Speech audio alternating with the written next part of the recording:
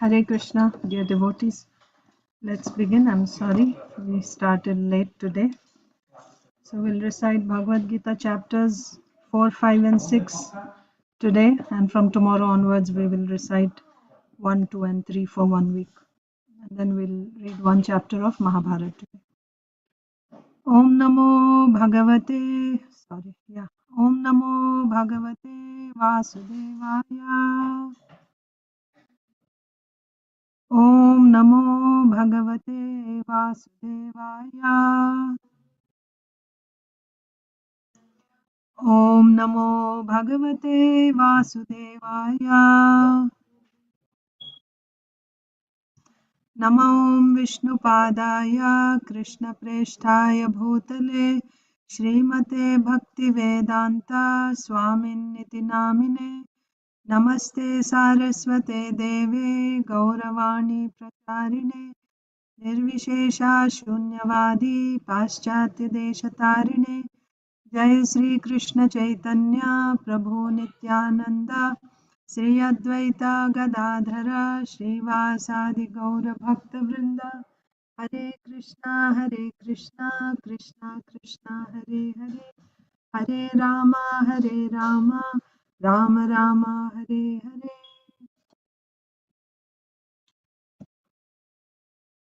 Srimad Bhagavad Gita as it is ki jai. So let's recite Bhagavad Gita shlokas chapters 4, 5 and 6.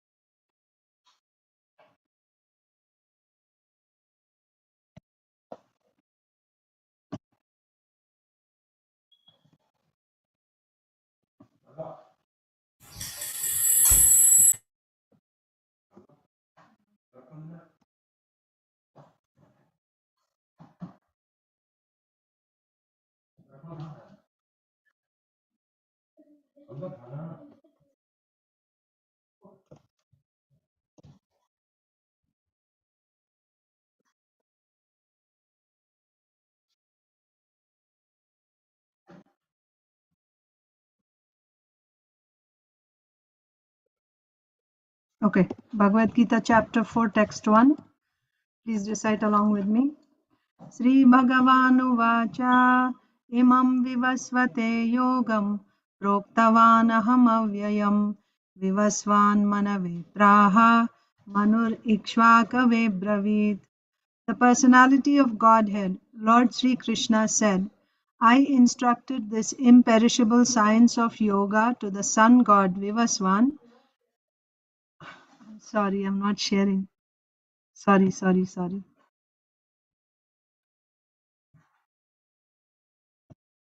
Okay, let's start again. Chapter 4, text 1. Sri Bhagavanu Vacha Imam Vivasvate Yogam Proktavanaham Avyayam Vivasvan Manave Praha Manur Ikshvakave Bravit. The personality of Godhead, Lord Sri Krishna said, I instructed this imperishable science of yoga to the sun god Vivasvan, and Vivasvan instructed it to Manu, the father of mankind, and Manu in turn instructed it to Ikshvaku. 4.2 Evam parampara praptam imam rajarshayo viduhu sakale neha mahata yogo nashtah parantapa. This supreme science was thus received through the chain of disciplic succession, and the saintly kings understood it in that way. But in course of time, the succession was broken, and therefore the science as it is appears to be lost. 4.3 Sa evayam maya tedya yogah proktah puratanaha bhaktosi me sakha cheti rahasyam yetaduttamam. That very ancient science of the relationship with the Supreme is today told by me to you because you are my devotee as well as my friend, and can therefore understand the transcendental mystery of this science. 4.5 श्रीभगवानुवाच बहूनि मे व्यतीतानि जन्मानि तव चार्जुन तान्यहं वेद सर्वाणि न त्वं वेत्ता परन्तप. The personality of Godhead said, "Many, many births, both you and I have passed. I can remember all of them, but you cannot, O subduer of the enemy." 4.6 Ajopi san avyayatma bhutanamishwaropi san prakritim swamadhisthaya sambhavamyatma mayaya.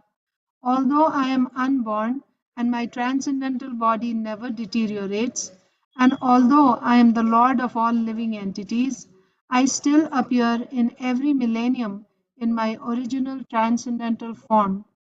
4.7 यदा यदा हि धर्मस्य ग्लानिर्भवति Bharat अभ्युत्थानमधर्मस्य तदात्मानं सृजाम्यहम्. Whenever and wherever there is a decline in religious practice, O descendant of Bharata, and a predominant rise of irreligion, at that time I descend myself. 4.8 परित्राणाय साधूनां विनाशाय च दुष्कृतां धर्म संस्थापनार्थाय संभवामि युगे युगे. To deliver the pious and to annihilate the miscreants, as well as to re-establish the principles of religion, I myself appear millennium after millennium. 4.9 जन्म कर्म च मे दिव्यम् एवं यो वेत्ति तत्त्वतः त्यक्त्वा देहं पुनर्जन्म नैति मामेति सोऽर्जुन. One who knows the transcendental nature of my appearance and activities does not, upon leaving the body, take his birth again in this material world, but attains my eternal abode, O Arjuna. 4.10 वीतरागभयक्रोधा मन्मया मामुपाश्रिताः बहवो ज्ञानतपसा पूता मद्भावमागताः. Being freed from attachment, fear and anger, being fully absorbed in me and taking refuge in me, many, many persons in the past became purified by knowledge of me, and thus they all attained transcendental love for me. 4.11 ये यथा मां प्रपद्यन्ते तांस्तथैव भजाम्यहं मम वर्त्मानुवर्तन्ते मनुष्या पार्थ सर्वशः. As all surrender unto me, I reward them accordingly. Everyone follows my path in all respects, O son of Pritha. 4.13 चातुर्वर्ण्यं मया सृष्टं गुणकर्मा विभागशः तस्य कर्तारमपि मां vidya kartaram avyayam.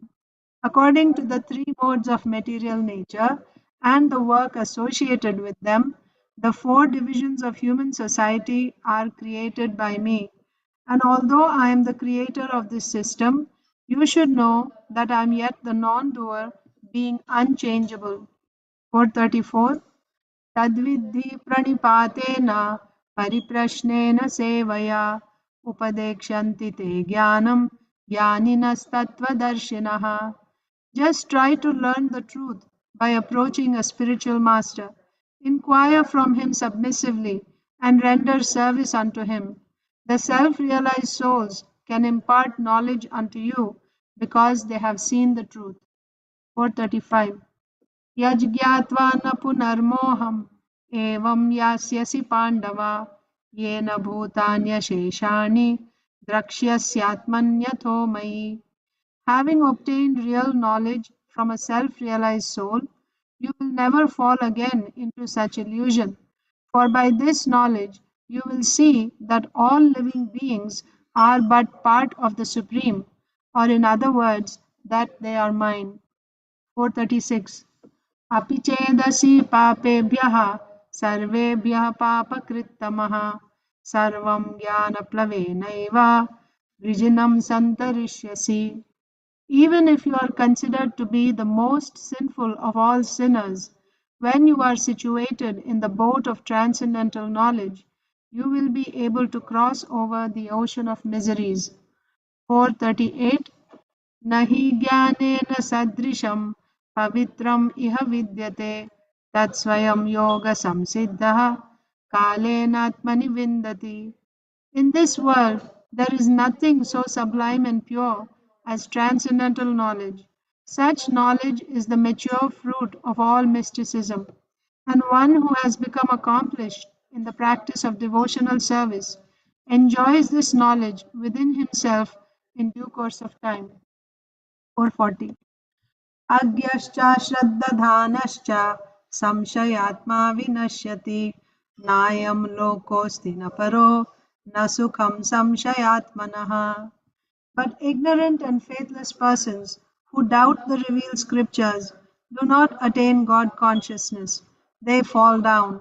For the doubting soul, there is happiness neither in this world nor in the next. 442. तस्मादज्ञानसम्भूतं हृत्स्थं ज्ञानासिनात्मनः चित्वैनं संशयं योगम् आतिष्ठोत्तिष्ठ Bharat. Therefore, the doubts which have arisen in your heart out of ignorance should be slashed by the weapon of knowledge. Armed with yoga, O Bharata, stand and fight. Chapter 5, 5.2. श्रीभगवानुवाच सन्न्यासः कर्मयोगश्च निःश्रेयसाकरावुभौ तयोस्तु कर्मसन्न्यासात् कर्मयोगो विशिष्यते. The personality of Godhead replied, the renunciation of work and work in devotion are both good for liberation, but of the two, work in devotional service is better than renunciation of work. 5.6. Sannyasasthu mahabaho dukkham aptum ayogatah yogayukto munir brahma nachirenadhigacchati. Merely renouncing all activities, yet not engaging in the devotional service of the Lord, cannot make one happy. But a thoughtful person engaged in devotional service can achieve the supreme without delay. 5.7. योगयुक्तो विशुद्धात्मा विजितात्मा जितेन्द्रियः सर्वभूतात्मभूतात्मा कुर्वन्नपि न लिप्यते. One who works in devotion, who is a pure soul, and who controls his mind and senses, is dear to everyone, and everyone is dear to him. Though always working, such a man is never entangled. 5.10.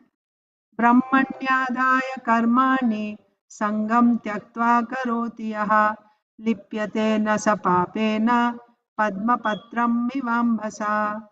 One who performs his duty without attachment, surrendering the results unto the Supreme Lord, is unaffected by sinful action, as the lotus leaf is untouched by water. 5.16. ज्ञानेन तु तदज्ञानं येषां नाशितमात्मनः तेषामादित्यवज्ञानं प्रकाशयति तत्परम्. When, however, one is enlightened with the knowledge by which nescience is destroyed, then his knowledge reveals everything, as the sun lights up everything in the daytime. 5.18. विद्या विनय संपन्ने ब्राह्मणे गविहस्तिनि शुनि चैवाश्वपाके च Pandita समदर्शिनः. The humble sages, by virtue of true knowledge, see with equal vision a learned and gentle brahmana, a cow, an elephant, a dog, and a dog-eater outcast. 5.20. न प्रहरिष्येत् प्रियं प्राप्य no द्विजेत् प्राप्य च प्रियं स्थिरबुद्धिरसम्मूढो ब्रह्मविद् ब्रह्मणि स्थितः. A person who neither rejoices upon achieving something pleasant nor laments upon obtaining something unpleasant, who is self-intelligent, who is unbewildered, and who knows the science of God, is already situated in transcendence. 5.22. ये हि संस्पर्शजा भोगा दुःखयोनय एव ते आद्यन्तवन्तः कौन्तेय न तेषु रमते बुधः. An intelligent person does not take part in the sources of misery, which are due to contact with the material senses. O son of Kunti, such pleasures have a beginning and an end, and so the wise man does not delight in them. 524. योऽन्तः सुखोऽन्तरारामस् तथान्तर्ज्योतिरेव यः स योगी ब्रह्मनिर्वाणं ब्रह्मभूतोऽधिगच्छति. One whose happiness is within, who is active and rejoices within, and whose aim is inward, is actually the perfect mystic. He is liberated in the Supreme, and ultimately he attains the Supreme. 529. भोक्तारं यज्ञतपसां सर्वलोकमहेश्वरं सुहृदं सर्वभूतानां ज्ञात्वा मां शान्तिं पृच्छति. A person in full consciousness of me, knowing me to be the ultimate beneficiary of all sacrifices and austerities, the Supreme Lord of all planets and demigods, and the benefactor and well-wisher of all living entities, attains peace from the pangs of material miseries. Chapter 6, 6.1. श्रीभगवानुवाच अनाश्रितः कर्मफलं कार्यं कर्म करोति यः स सन्न्यासी च योगी च न निरग्निर्न चाक्रियः. The Supreme Personality of Godhead said, one who is unattached to the fruits of his work and who works as he is obligated is in the renounced order of life, and he is the true mystic, not he who lights no fire and performs no duty. 6.5. उद्धरेदात्मनात्मानं नात्मानं अवसादयेत् आत्मैव ह्यात्मनो बन्धुर् आत्मैव रिपुरात्मनः. One must deliver himself with the help of his mind and not degrade himself. The mind is the friend of the conditioned soul and his enemy as well. 6.6. बन्धुर् आत्मात्मनस्तस्य येनात्मैवात्मना जितः अनात्मनस्तु शत्रुत्वे वर्तेतात्मैव शत्रुवत्. For him who has conquered the mind is the best of friends. But for one who has failed to do so, his mind will remain the greatest enemy. 6.7. जितात्मनः प्रशान्तस्य परमात्मा समाहितः शीतोष्ण सुखदुःखेषु तथा मानापमानयोः. For one who has conquered his mind, the super soul is already reached, for he has attained tranquility. To such a man, happiness and distress, heat and cold, honor and dishonor are all the same. 6.8. ज्ञानविज्ञानतृप्तात्मा कूटस्थो विजितेन्द्रियः युक्त इत्युच्यते योगी समलोष्टाश्मकाञ्चनः. A person is said to be established in self-realization and is called a yogi or mystic when he is fully satisfied by virtue of acquired knowledge and realization. Such a person is situated in transcendence and is self-controlled. He sees everything, whether it be pebbles, stones, or gold, as the same. 6.16. नात्यश्नतस्तु योगोऽस्ति न चैकान्तमनश्नतः न चाति स्वप्नशीलस्य जाग्रतो नैव चार्जुन. There is no possibility of one's becoming a yogi, O Arjuna, if one eats too much or eats too little, sleeps too much or does not sleep enough. 6.17. युक्ताहारविहारस्य युक्तचेष्टस्य कर्मसु युक्तस्वप्नावबोधस्य योगो भवति दुःखः. He who is regulated in his habits of eating, sleeping, recreation and work can mitigate all material pains by practicing the yoga system. 6.19. यथा दीपो निवातस्थो नेङ्गते सोपमा स्मृता योगिनो यतचित्तस्य युञ्जतो योगमात्मनः. As a lamp in a windless place does not waver, so the transcendentalist, whose mind is controlled, remains always steady in his meditation on the transcendent self. 6:20-23.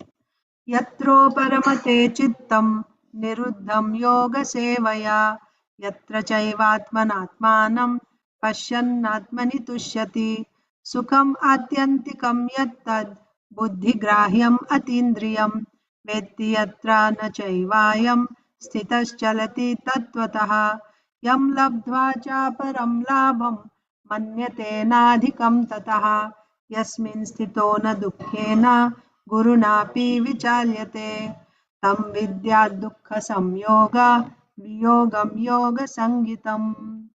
In the stage of perfection called trance or samadhi, one's mind is completely restrained from material mental activities by practice of yoga.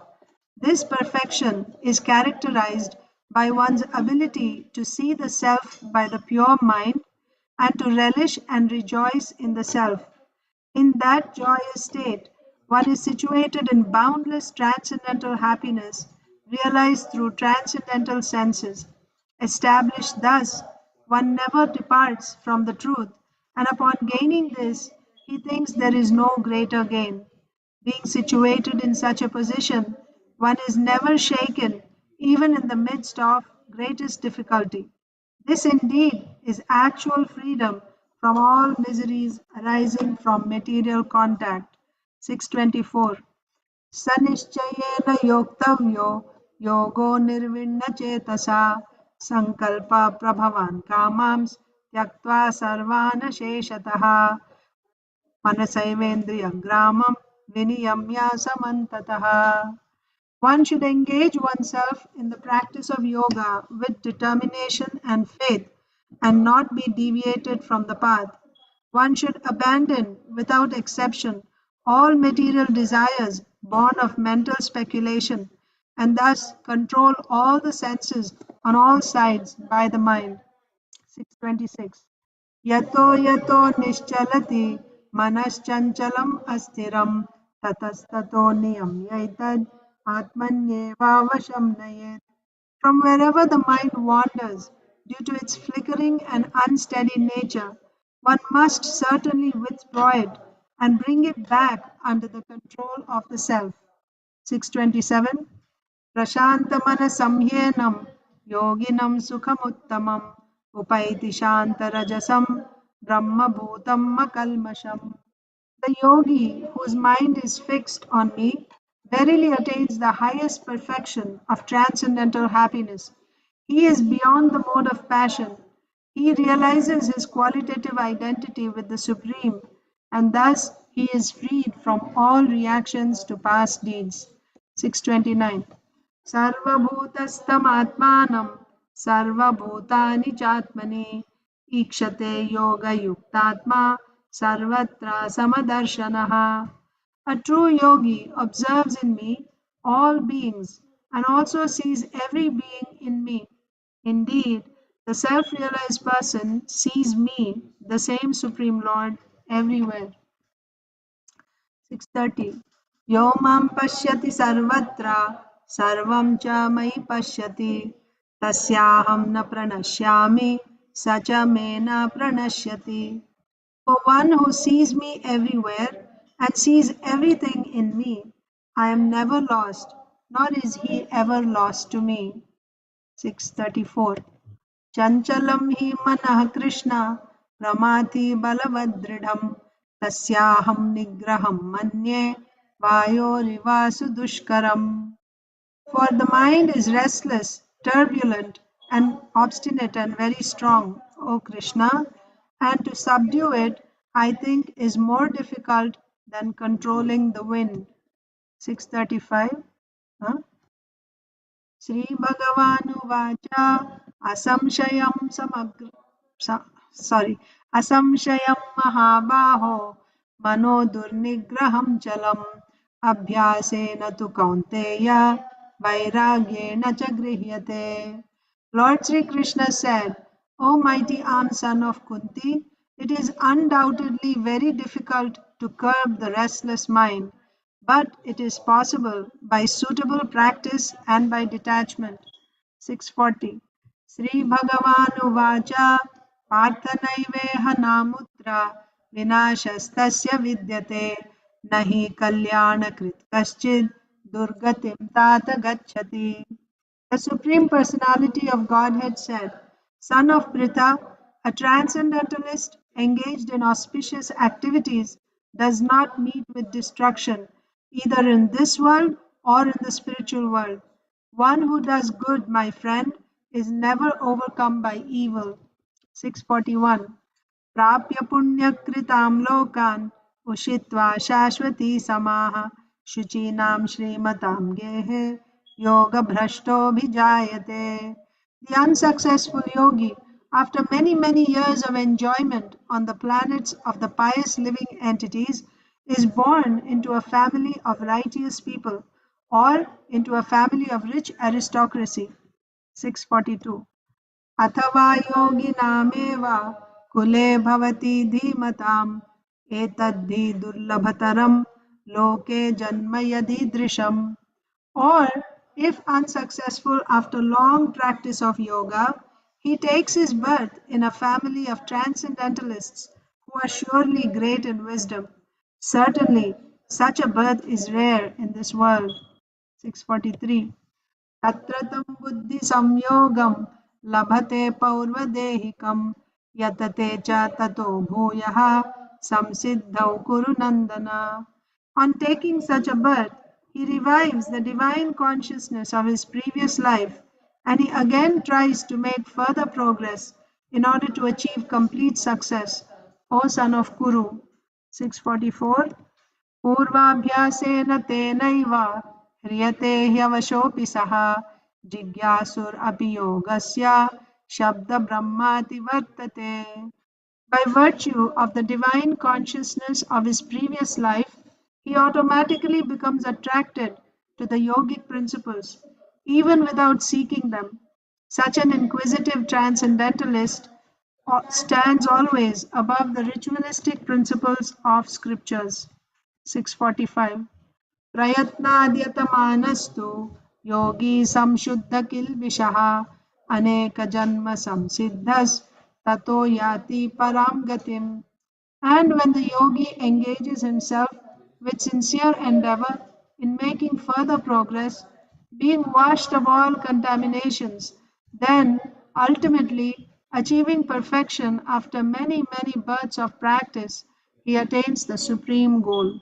647. योगिनामपि सर्वेषां मद्गतेनान्तरात्मना श्रद्धावान् भजते यो मां स मे युक्ततमो मतः. And of all yogis, the one with great faith who always abides in me, thinks of me within himself, and renders transcendental loving service to me, he is the most intimately united with me in yoga and is the highest of all. That is my opinion. Mahabharata. So in Mahabharata, we read that um, Arjun got the Pratismriti mantras from Yudhishthir Maharaj and he left for for Mount Meru. And just in one day, he was actually running, but in one day he reached Mount Meru. And there he found, there's a description of Mount Meru, how the celestials come there. All types of flowers are there throughout the year. The flowers of all seasons are blooming. The mountain was bluish in color. And then he saw one sage sitting right where he landed. He saw a sage sitting under a tree. And then the sage turned out to be Indra, to make the story short. So, and Indra instructed him. So he asked, I'm very pleased with you. What do you want? He said, I want all your weapons. So Indra said, first you should satisfy Lord Shiva. When Lord Shiva gives you his Pashupata Astra, then not only will I give you all my weapons, but all the other demigods also will give you. So you sit here and you perform. So he chose the same place where Indra was sitting and Indra disappeared from there. So Arjun put his Gandiva next to him and he sat down performing, meditating on Lord Shiva. And then he was performing tapasya. We saw what type of tapasya he was doing. For every third day he was eating some fruits and he was taking 3 times a day, he was taking bath in the river Ganges. And then after that his austerities got more and more severe. every 15 days. And then he even stopped breathing finally. And when his austerity became so severe, the whole universe was getting affected by his austerity. It happens like that because, the Paramatma is in your heart. So when you perform severe austerity, you're actually, and when you stop breathing, right, then because the Paramatma is in your heart, you are actually, and he, Paramatma, is the one uh, who is sustaining this whole universe. Huh? So when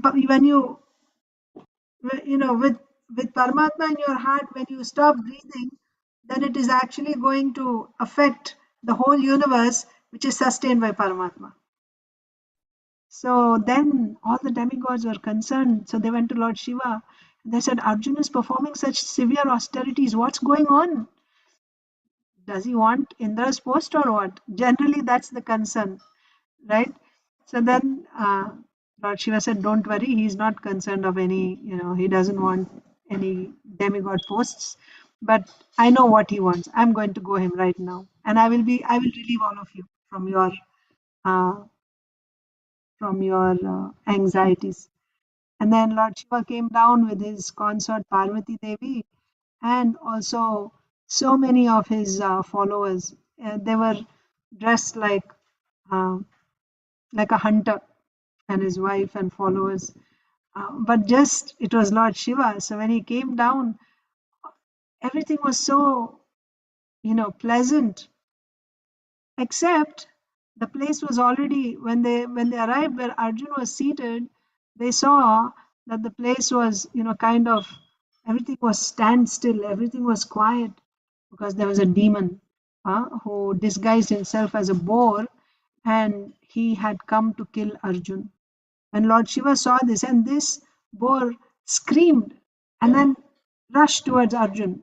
Immediately Arjun got up and he, trained his arrow on his Gandiva to shoot. So when Lord Shiva saw this, Lord Shiva got his arrow ready, and it so happened that both of them shot the arrow at the boar at the same time. Both arrows pierced the boar at the same time.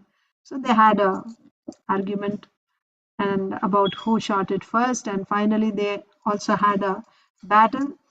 And Arjun tried all his weapons, but he was not able to affect this hunter in any way. And then he started wondering, who is this personality? Is he Lord Shiva himself? Because even the demigods cannot stand before me. And then what he did was, he made a Shivalinga with some earth, and he started worshipping Lord Shiva and showering flowers on the Shivalinga. And he turned and he saw those same flowers were falling on the head of Lord Shiva. He understood. It means that hunter, on the head of the hunter. So he understood, oh, this is Lord Shiva. He went and prostrated himself. Lord Shiva was very pleased with him, and he gave him his Pashupatastra, like that. And then after Lord Shiva disappeared, Arjun was still marveling, right, at what happened. And the four uh, Lokapalas. Who are the four Lokapalas? Let me see who remembers. They were stationed on their particular chariots, on Mount Meru. Yes, Rasapriya. Yamaraj. Okay. Okay, Krishnashish.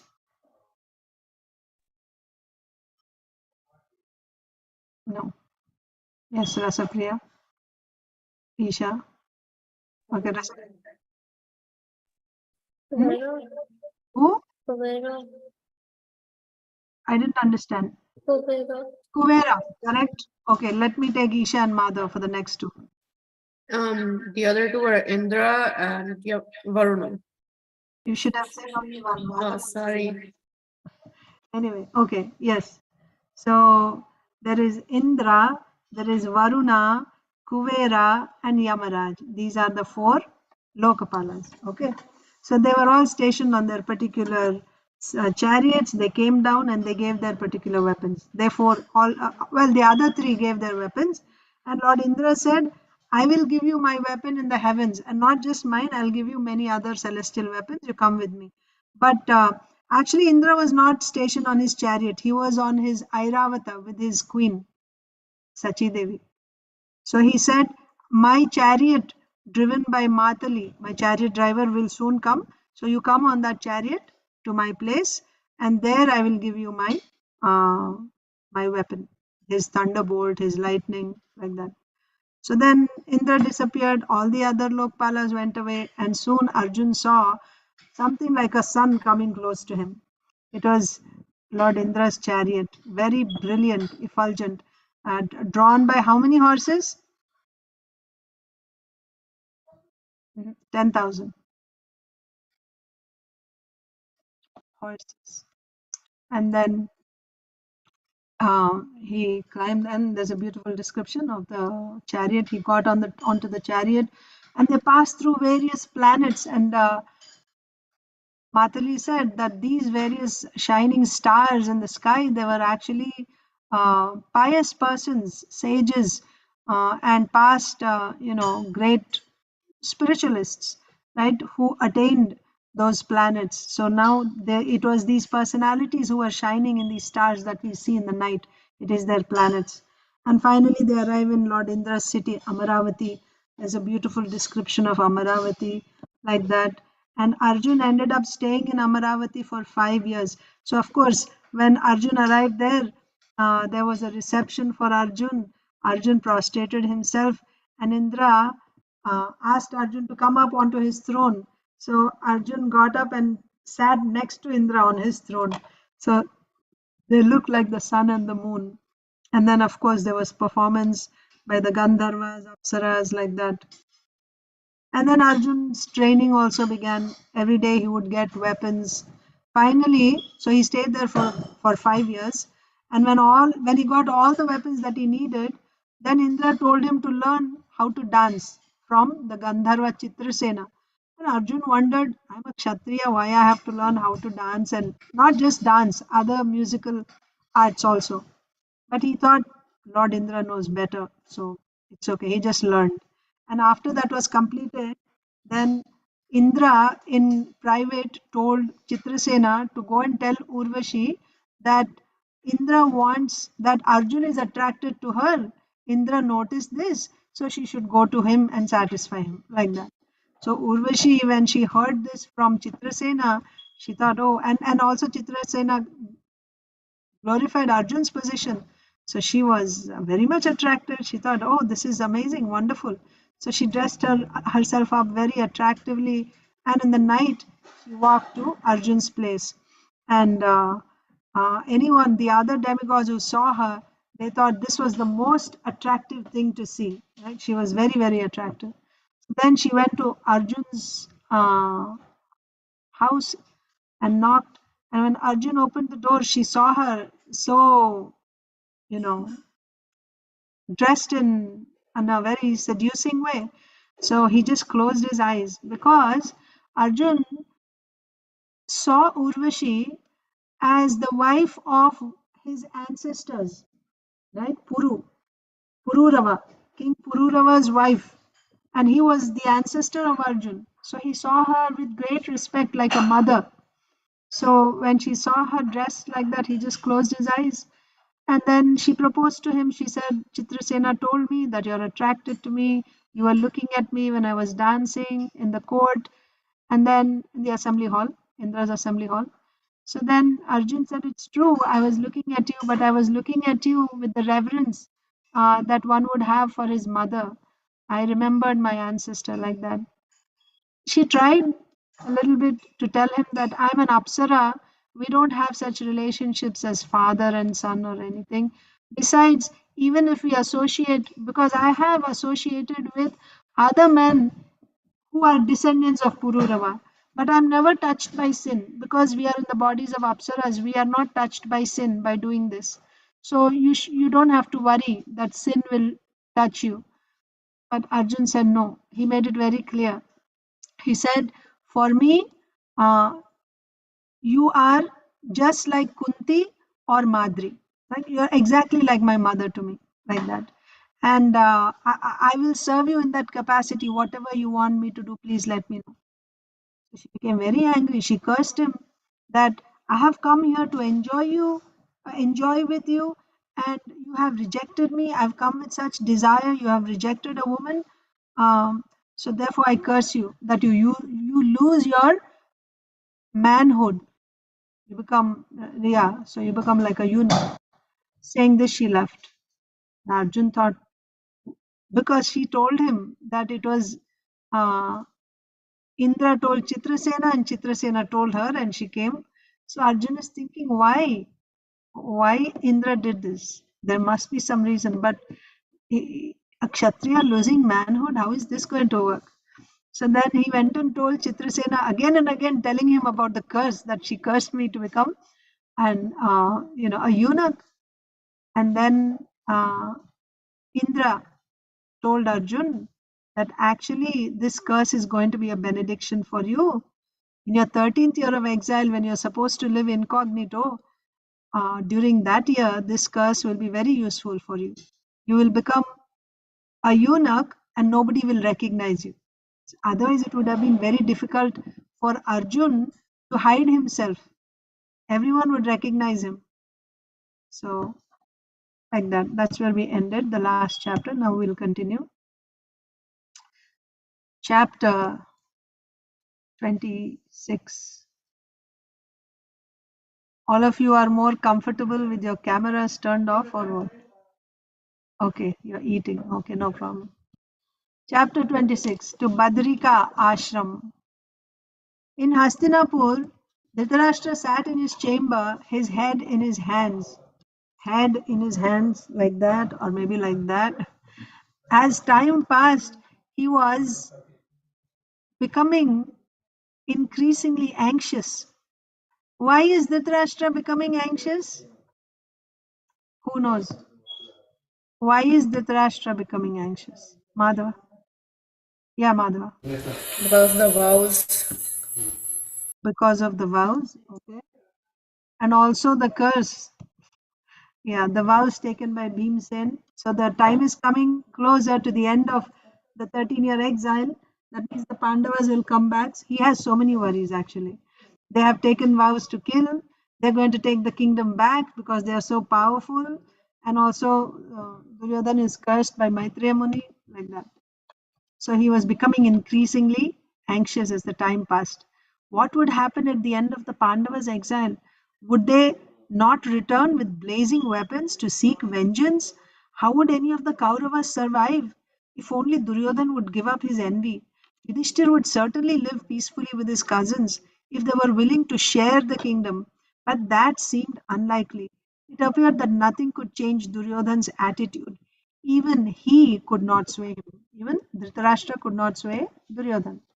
Dhritarashtra's anxiety doubled when he heard from Vyasdev that Arjun had gone to the heavens. So Dhritarashtra gets news from time to time what's going on with the Pandavas. So when he heard that Arjuna had gone to the heavens to obtain weapons, his anxiety doubled. Seeking comfort, the king called Sanjaya. When he was seated before him, he said, "O Suta, have you heard anything more about Arjun's activities? That powerful hero has ascended to heaven in his own body. My son is Arjun's sworn enemy. Their enmity will surely destroy the world. Aided by Arjun, Yudhishthir can conquer the three worlds. Who among mortals can stand before Arjun as he rains down virulent arrows? Who among mortals can stand before Arjun as he rains down virulent arrows?" Tears flowed from the king's blind eyes as he continued, "I do not seek my son." One second.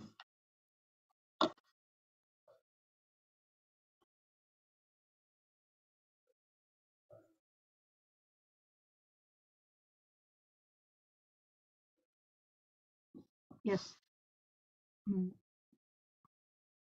Tears flowed from the king's blind eyes as he continued, "I do not see my son becoming successful, even though Bhishma, Drona, and Karna support him.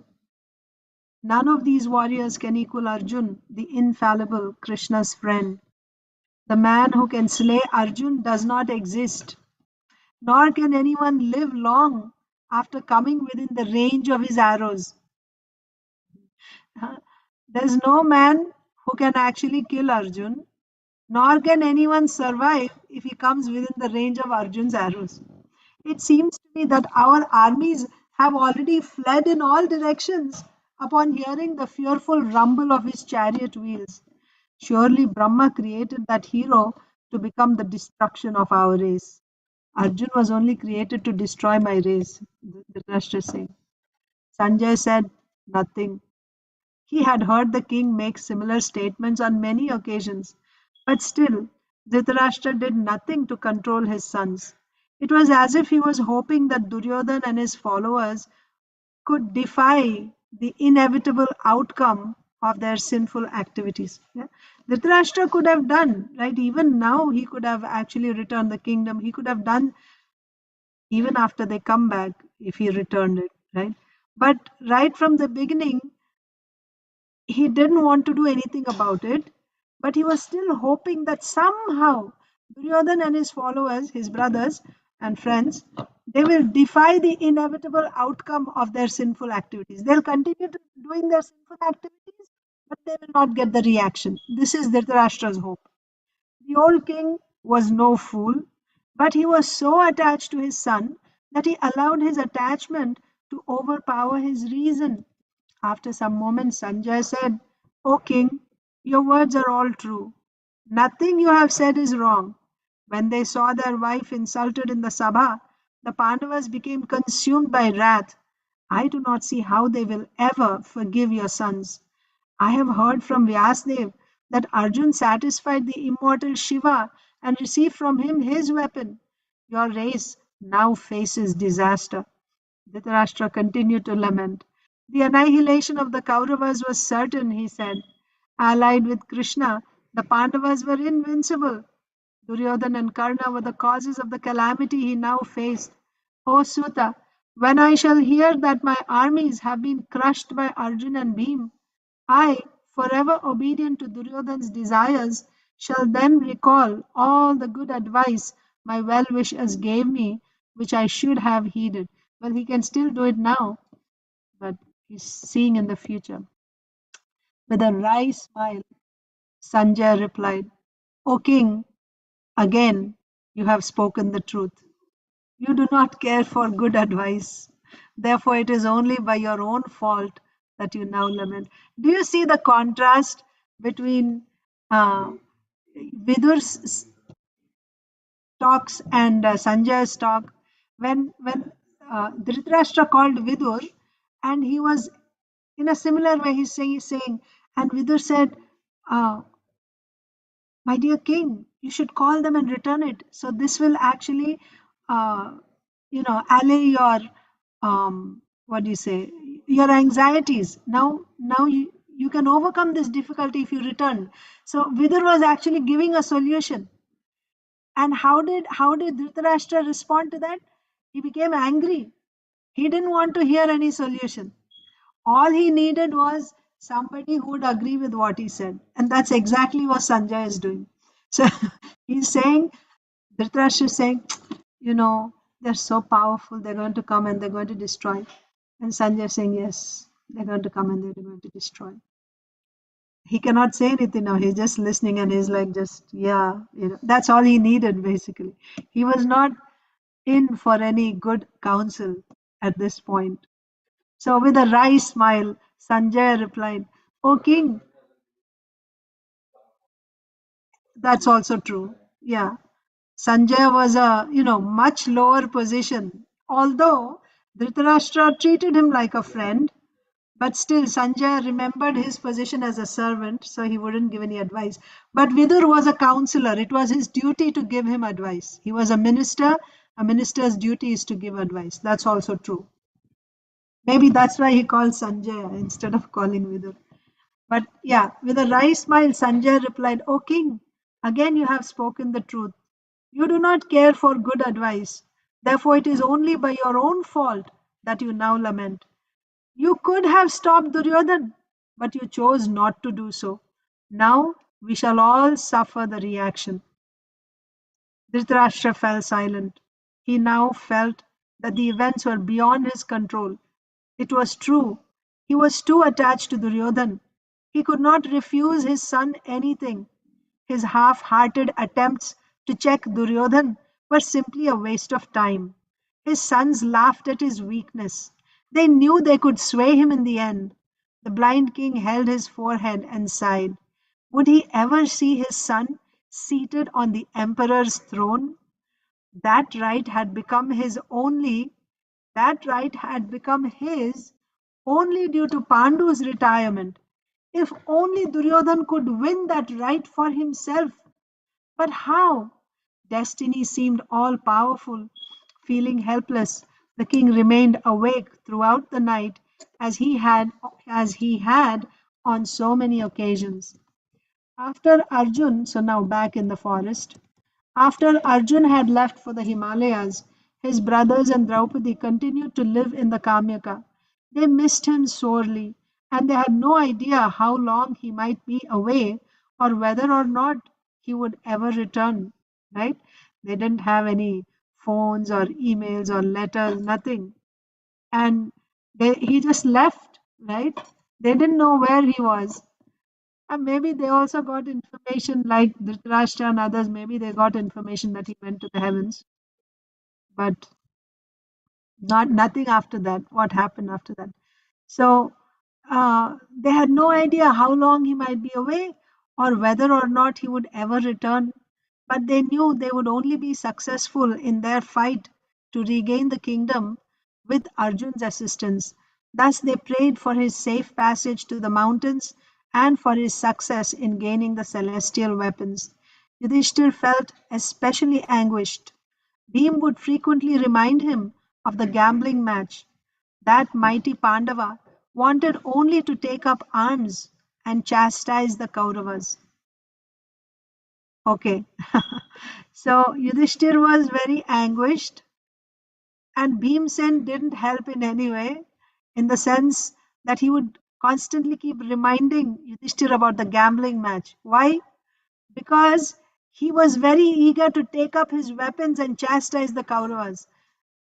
So he would keep that flame burning constantly and also reminding everyone else about what had happened, especially Yudhishthir. Of course, everybody remembered it, but yeah, he did it from his side also. Despite his brother's counsel, he could not see the point of acting honorably toward dishonorable persons, nor could he see how they would ever gain success by peaceful means. As soon as we leave the forest, Bhim said one day to Yudhishthir, the sinful Shakuni will immediately challenge you to another game of dice. You will not refuse, although you are still unskilled at the game. Surely you will lose your senses, and we shall again be consigned to the forest. O great prince, simply command me, and I shall destroy Duryodhan right now, even as a fire consumes a pile of grass. Yudhishthir consoled his brother. He never allowed himself to become angered by his words. Who? Yudhishthir Maharaj. He never allowed himself to be angered by Bhimsen's words, even though his words were very provoking, agitating, but he never allowed himself to be angered, which he knew, right? The words of Bhima, he knew, were spoken out of affection. Bhima wanted nothing more than to see his elder brother as emperor of the world. As the Pandavas discussed, the rishi Vrihadashva approached them. He emerged from the woods as the sun comes out from behind a dark cloud. So he was effulgent. He looked like a sun coming from the clouds. So he emerged from the woods. The brothers immediately bowed before him and offered him a seat, argya, and other items. The sage was clad in deer skin and had matted hair. Yudhishthir folded his hands and said, O Almighty One, O Almighty One, Yudhishthir is saying to the sage, due to the nefarious schemes of evil-minded gamblers. I have been deprived of my wealth and kingdom. Now my brothers are suffering, and my wife has been humiliated. We are all exiled. My mind burns both with the remembrance of my enemy's cruel words and my own foolishness, and I feel sorrow to think of my relatives and subjects. Now I have been deprived of Arjun's company, who is dearer to me than life. I remain awake whole nights, feeling his absence. Have you ever heard of any king or prince more unfortunate than myself? Brihadashva replied that he knew the history of an ancient king who had ruled the Nishada tribes people. He too had been defeated at dice by his brother and exiled to the forest with his wife. The king's name was Nala, and his wife was called Damayanti. This story, the sage said, destroyed evil in people's minds and pacified their hearts. Yudhishthir requested him to please narrate the story in detail. It turned out that Nala and Damayanti's plight had been even worse than that which they were now experiencing. After losing everything and being sent to the forest, the king and his wife had also been separated, and both had wandered alone for a long time before finally being reunited and regaining their kingdom. You, on the other hand, O Yudhishthir, are here with your brothers and wife and are surrounded by Brahmins. Do not grieve. Men of your caliber always understand that material happiness and distress come and go according to destiny. It is beyond human exertion to change it. The rishi assured Yudhishthir that he could help him never again to fall victim to Shakuni. I am acquainted with the science of dice, O virtuous hero, and I shall pass this knowledge unto you. Brihadashva then taught Yudhishthir the skills of the game and took his leave. So now Yudhishthir Maharaj knows properly. He became skilled at playing the dice game.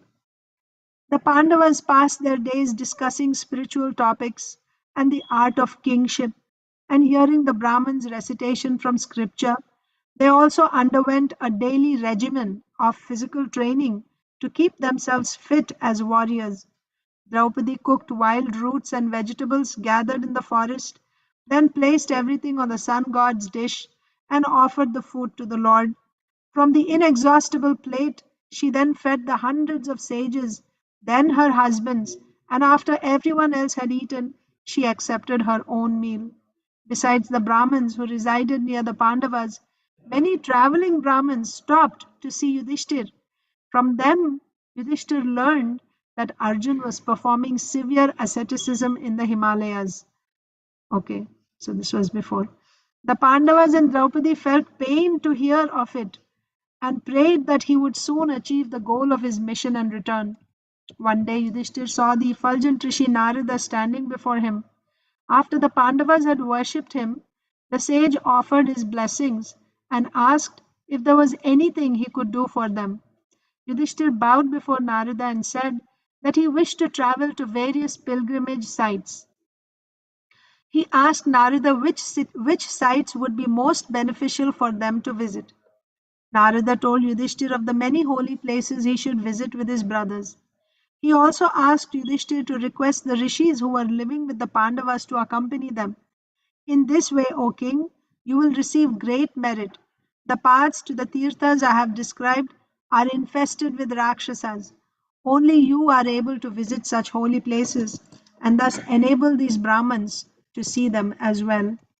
Narada assured Yudhishthir that by traveling to the holy places, the Pandavas would have the opportunity to meet such glorious rishis as Valmiki, Kashyapa, Atri, Vashishta, Markandeya, and others.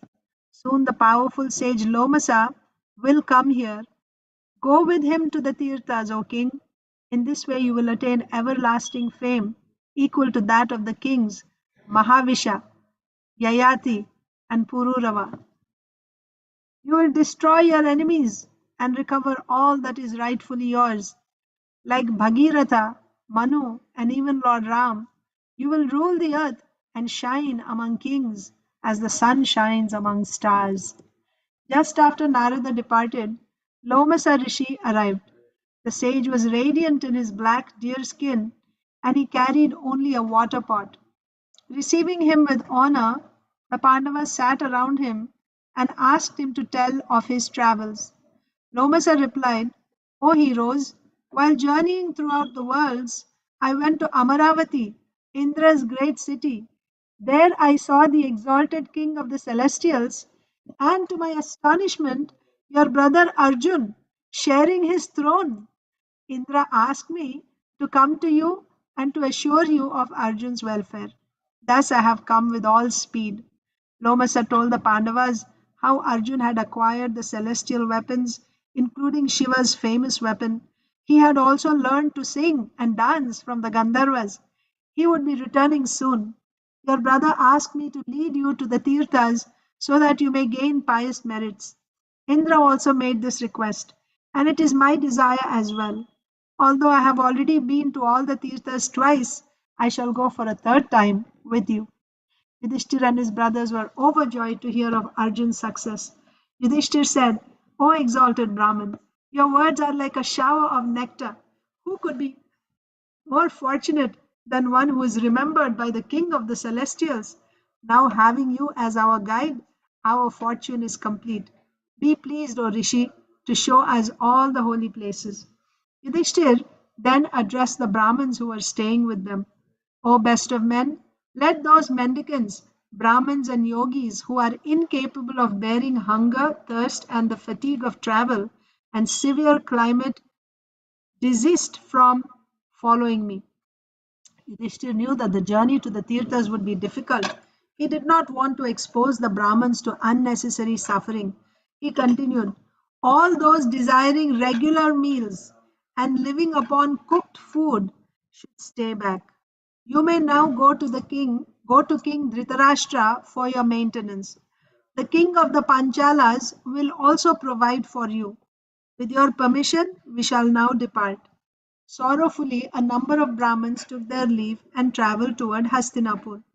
Only a few hundred ascetic Brahmins, a few hundred, only a few hundred ascetic Brahmins remained to travel with Lomasa, Dhaumya, and the Pandavas.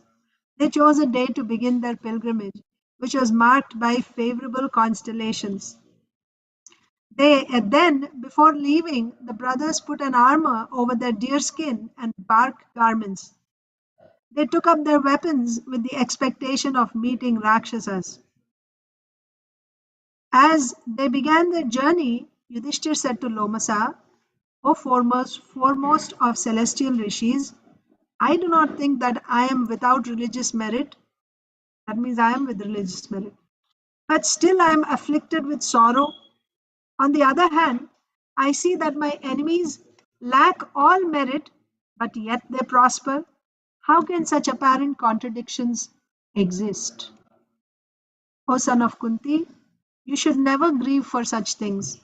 A man may be seen to prosper in sin, obtain good fruits, or vanquish his enemies, but he is finally destroyed to the root. I have seen many Daityas and Danavas prosper by sin, but I have also seen them overtaken by utter destruction. O ruler of earth, I saw all this in the Satya Yuga especially. Lomasa narrated how during Satya Yuga, the first in the cycle of ages, the Asuras pridefully refused to perform religious acts, while the Devas practiced virtue and engaged in sacrifice.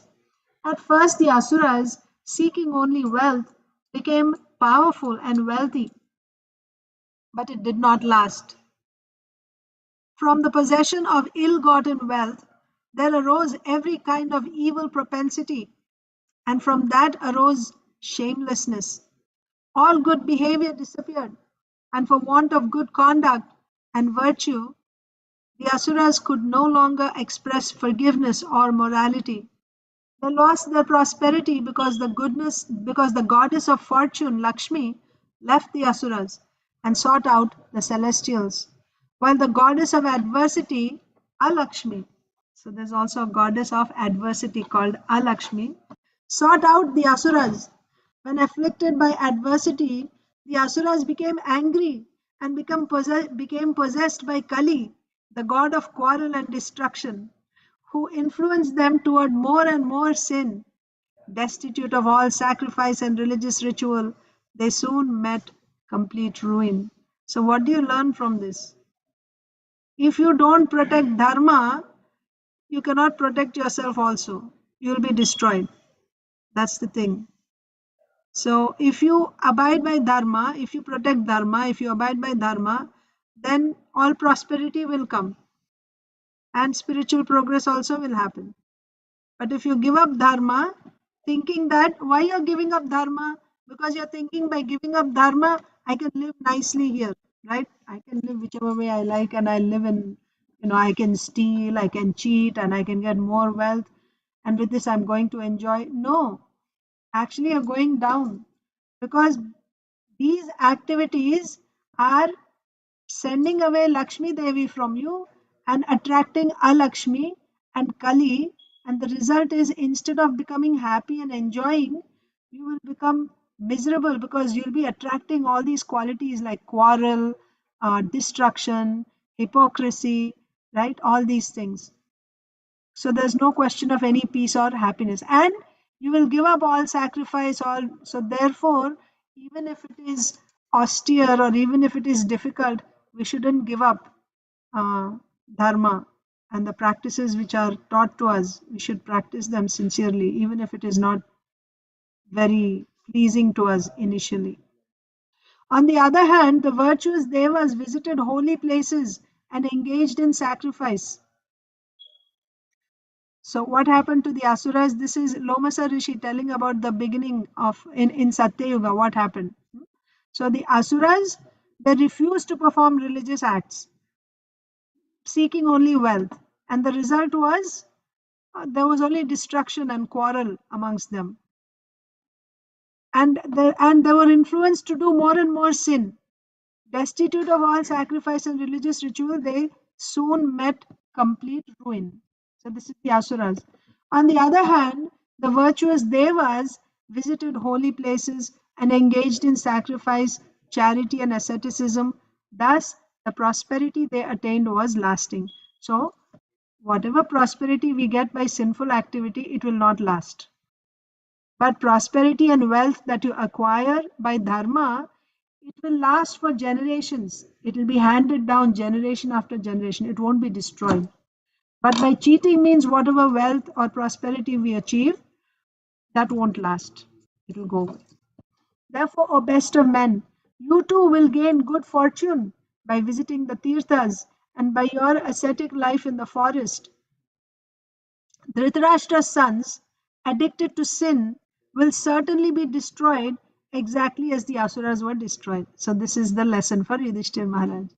Right? You continue like the devas, you go visit the holy places. And by this, not only are you benefited, but your enemies will be destroyed, just like the asuras. Reassured by Lomasa's words, Yudhishthir and his brothers, along with Draupadi, followed the rishi through the forest. Behind them walked their attendants headed by Indrasena. Who is Indrasena? Yes, Yudhishthir Maharaj's chariot driver. So, behind them walked the attendants of the Pandavas, headed by Indrasena, the brothers' long-time intimate servant who had gone with them into the forest. The Brahmins allowed the servants, and the party formed a long line through the undergrowth. Gradually, they visited the many sacred tirthas and bathed in numerous holy rivers and lakes. They offered oblations to their ancestors and heard spiritual instructions from the ascetics living at the sacred sites. The brothers also heard the fascinating accounts of kings and rishis of former ages associated with all the holy places. Right? It's like going on parikrama, going to the places and the sages telling about the pastimes that took place in those places. When they reached the Himalayas, Lomasa warned the party to proceed with caution. There is Mount Meru and the peaks of Kailash, Gandhamadana, Trishringa, and Makaragiri, he said, pointing ahead to the splendid mountain rising into the clouds. Here reside thousands of invisible celestial beings. The Kimpurushas, Yakshas, Kinnaras, Suparnas, Nagas, and Rakshasas, all as swift as the wind and as powerful as 1,000 mighty elephants, move about on these mountain ranges. Sinful men cannot gain access here, for they will be destroyed by the celestials. As Lomasa prayed to the gods for protection, Yudhishthir said to Bhima, "Carefully guard Draupadi, dear brother. She always seeks and deserves your protection when she is afraid. We shall now proceed into these sacred mountains. By virtue of our asceticism and the pious merits we have earned through sacrifice, we may also be allowed to approach this holy region." Lomasa had told the brothers that they would meet Arjun in the mountains as he descended from heaven onto the summit of the Gandhamadana mountain. They decided to go there and await Arjun's arrival. The path to the mountain peak, however, was fraught with danger. Lomasa asked Yudhishthir to tell his servants and most of the Brahmins to stay back. Bhima then placed Draupadi on his shoulders, and the party, with only a few Brahmins, made their way into the Himalayan range along the craggy mountain paths. The terrain was rugged and the climb arduous. At last they came to the Alakananda river, said to descend to earth from the heavens. They worshipped the holy river and bathed in its crystal clear waters. The brothers looked around at the brilliant scenery that surrounded them on the high mountain plateau. It seemed as if they had arrived on a heavenly planet. Blossoming trees of every color gave off celestial fragrances. The ground was carpeted with soft bluish grasses and expanses of wild flowers. Transparent lakes filled with blue lotuses and crowded with swans and chakravarkas lay amid groves of fruit trees. The musical sounds of cuckoos, peacocks, and countless other birds filled the air. Lomasa told the Pandavas that Indra came daily to this region to perform his rituals and prayers. Where is this? Alakananda. The brothers saw in the distance what appeared to be a number of massive white mountains, but Lomasa told them it was the bones of Naraka, a mighty Asura whom Vishnu had slain in a past age. The Rishi related the story as they traveled onward toward Gandhamadana. As they approached the mountain, the path became increasingly difficult. Leaving behind the heavenly terrain, they moved slowly along snow-bound.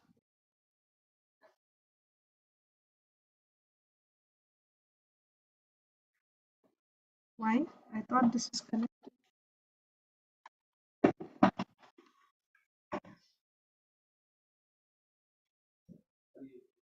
Can you check my battery why it's not working?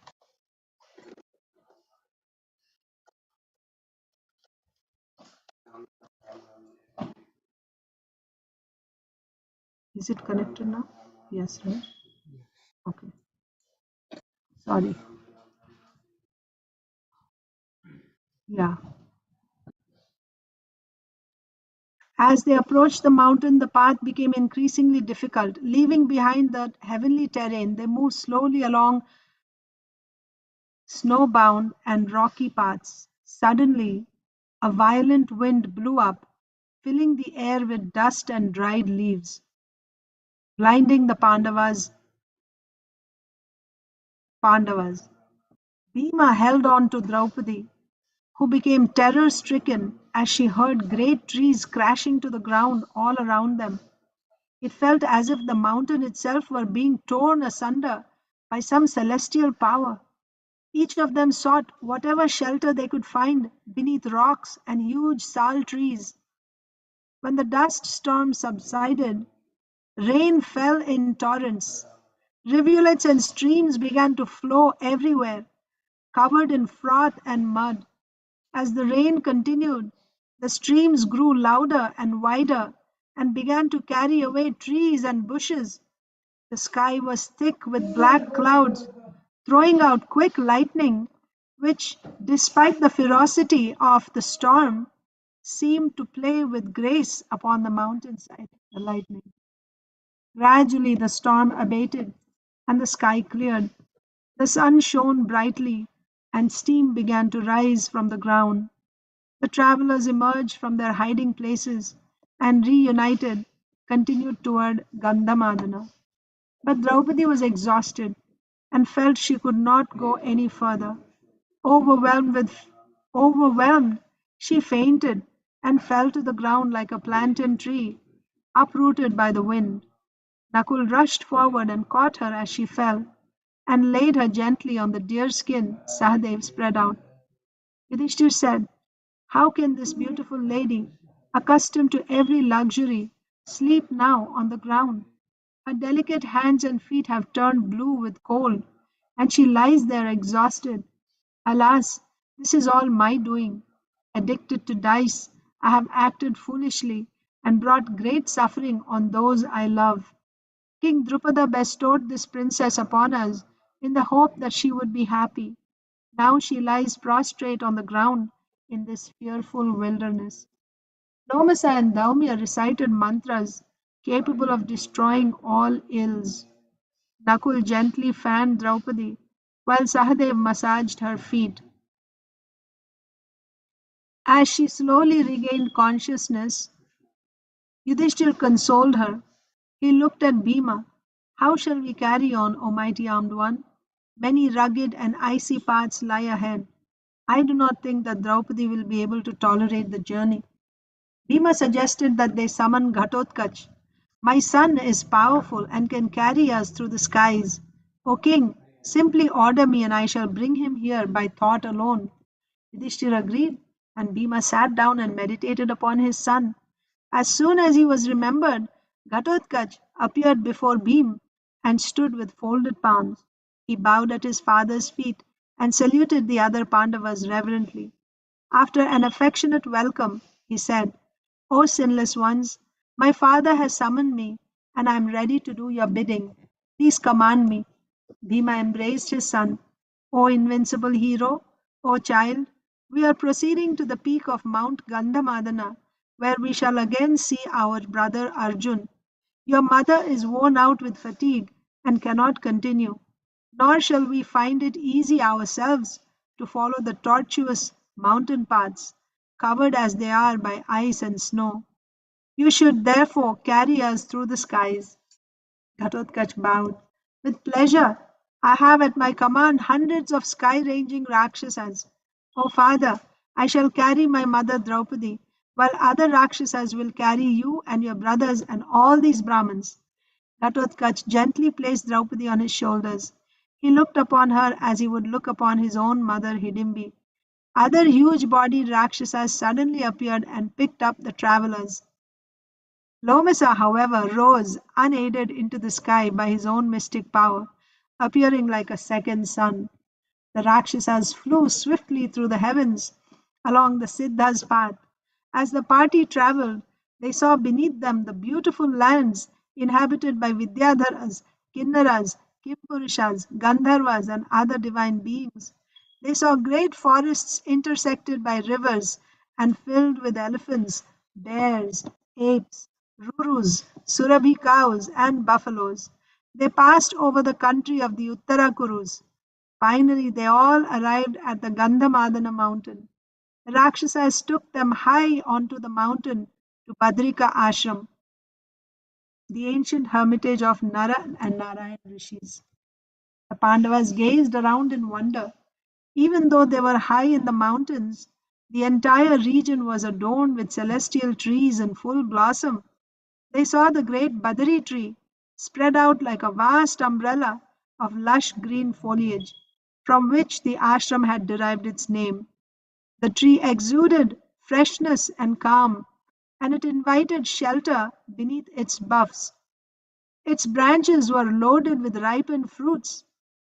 Colorful birds, intoxicated with the honey falling from the fruits, flew in and out of the tree, filling the air with music. The Pandavas approached the Badari tree with folded palms. It was surrounded by soft bluish green grass.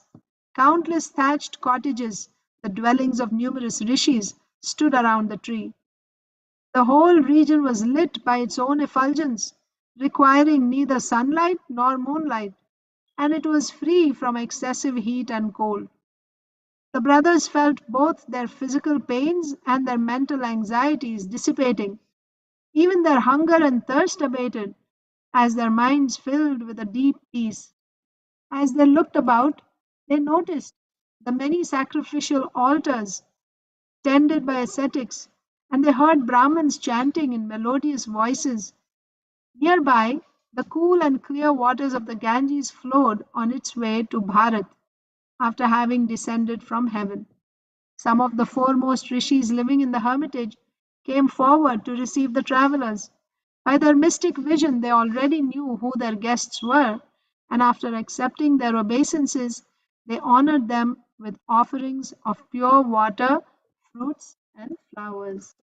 Yudhishthir thanked Ghatotkach and his followers and asked them to remain with them until they returned to the Kamyaka. On the advice of Lomasa and Dhaumya, the Pandavas took up residence with the rishis to await Arjun's arrival, passing their time hearing the many rishis' spiritual discourses. We can stop there today. We'll continue tomorrow. Bhim meets Hanuman. Okay, thank you all. Hare Krishna. I'll see you tomorrow.